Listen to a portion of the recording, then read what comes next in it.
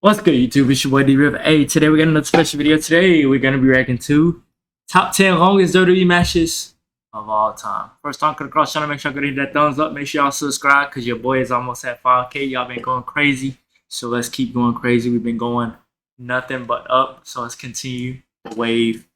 Let's go, man. Like I said, we get 5K before December.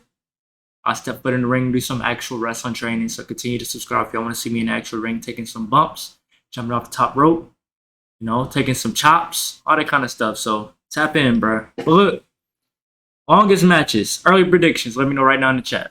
I think Undertaker and Shawn Michaels probably is one of the longest matches of all time. I'm sure that's on here.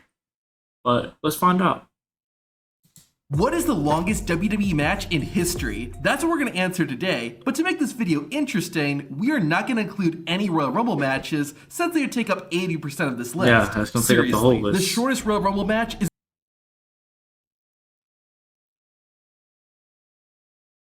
Why is my internet being so slow right now? Literally.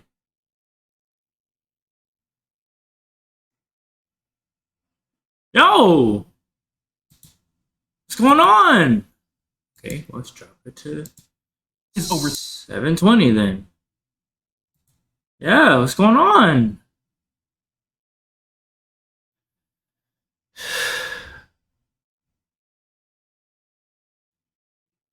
over 33 minutes long. With that, let's begin with number 10, Bruno Sammartino versus Nikolai Volkov. Bruno Sammartino. I don't know who that guy is. I know Bruno Sammartino is. In the 60s and 70s, Bruno was the man in WWE. He held the WWE Championship 2 times for a grand total title reign of 4,040 days. Not only did Sammartino have long championship Bro, wasn't it like 20 years? reigns, but he also had long matches. During Bruno's second WWE Championship reign, he took on Nikolai Volkov. The two faced off at Madison Square Garden, and their match went on for so long that it had to be stopped due to the arena closing. Because of this, Sammartino and Volkov's match ended in a draw and lasted a total of 53 minutes. 41 years later, the two would be one-upped by number 9, Dean Ambrose versus Luke Harper. The 2015 Extreme Rules pay-per-view opened the Chicago street fight between Dean Ambrose and Luke Harper. It's not surprising, given the match type, that the fight didn't even start in the ring. After about 7 minutes of brawling around the ringside area, Luke Harper and Dean Ambrose made their way backstage. Harper then got into a vehicle and drove off, with Dean Ambrose hanging out of the window. The show continued without Dean and Luke, but over half an hour later, the two came crashing back into the arena. Oh, wow. They continued where they left off and had a brutal fight. Wait, how did that work? I didn't watch this pay-per-view. I never seen this match. I might have to. So they left. When they left, did the match just end? And then when they came back, it continued? Or did they came back when somebody else's match was on?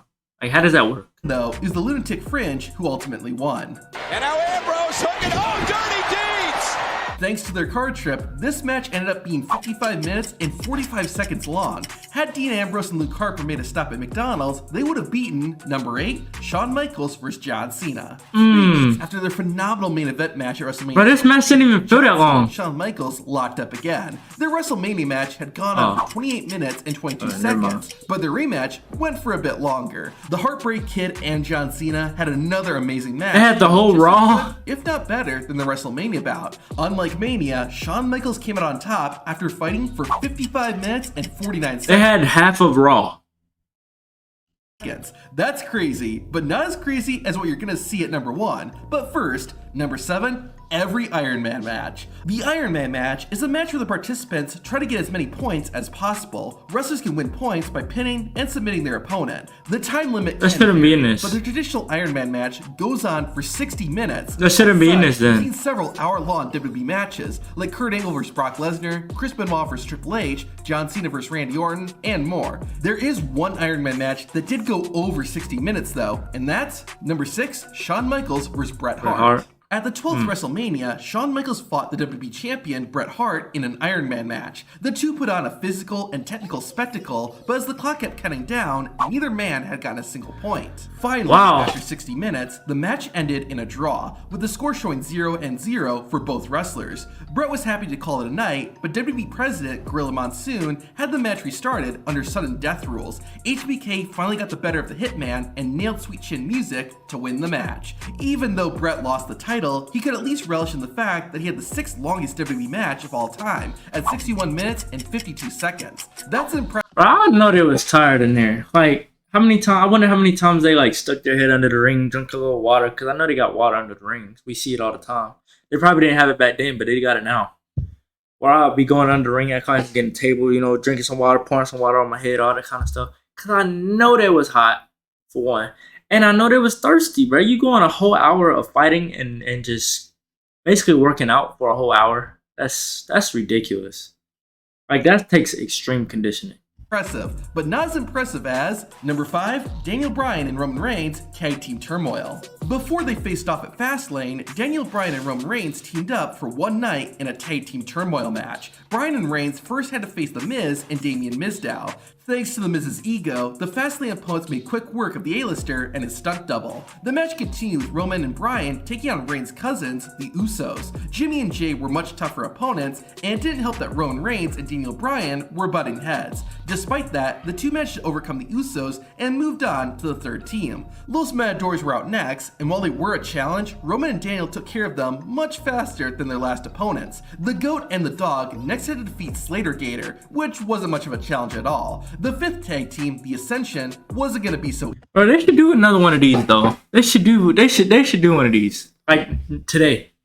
Easy though. Connor and Victor dominated Reigns and Bryan. However, the Ascension didn't know their own strength and got themselves disqualified. Roman and Daniel were still in the match, but they weren't looking good. And unfortunately, their 6th and final opponent, Big Show and Kane, and the Big Show. Despite being in no condition to wrestle, Daniel Bryan and Roman Reigns somehow managed to hold on. Ironically, Kane and Big Show would start fighting each other, and the Fastlane opponents managed to seize the opportunity and win the match.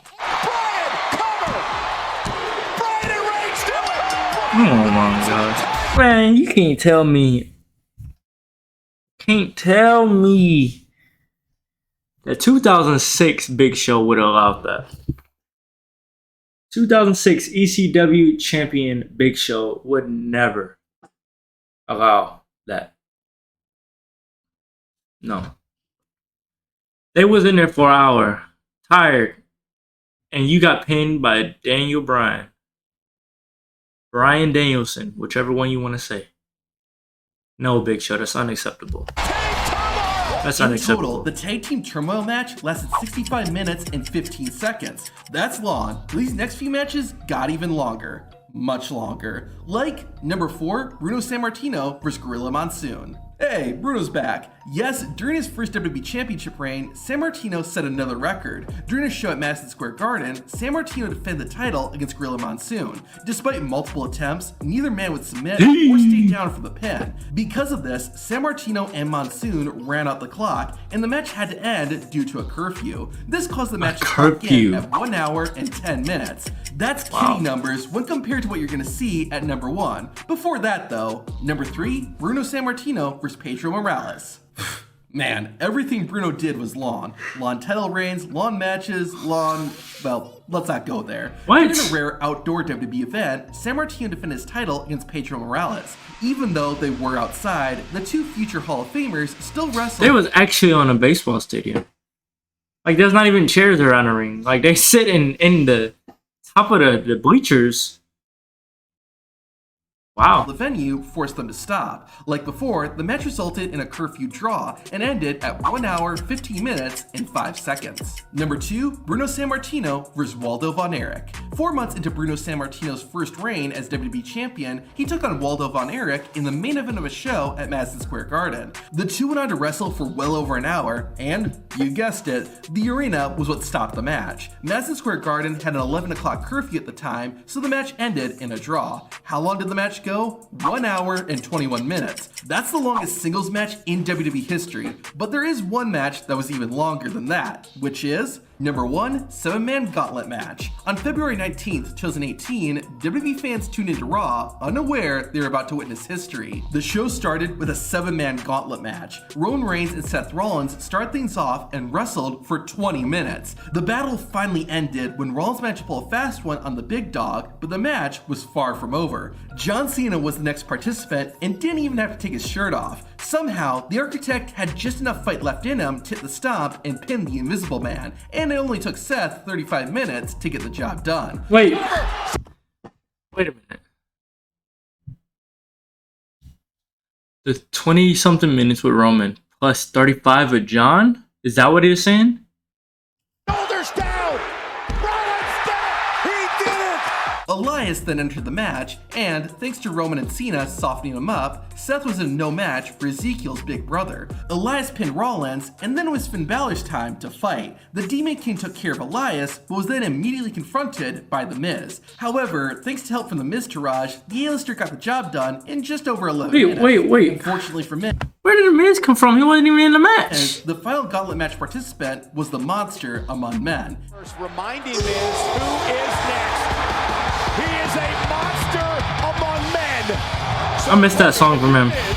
What do you do now? Run. Bro, get this song out of here. You trying to give me copyright to what? Even with Curtis Axel and Bo Dallas helping him out, The Miz was no match for Braun Strowman. The former Wyatt family member defeated the most muscular superstar to win the match. In total, counting the time spent during commercial breaks, this 7-man Gauntlet match lasted 1 hour, 46 minutes.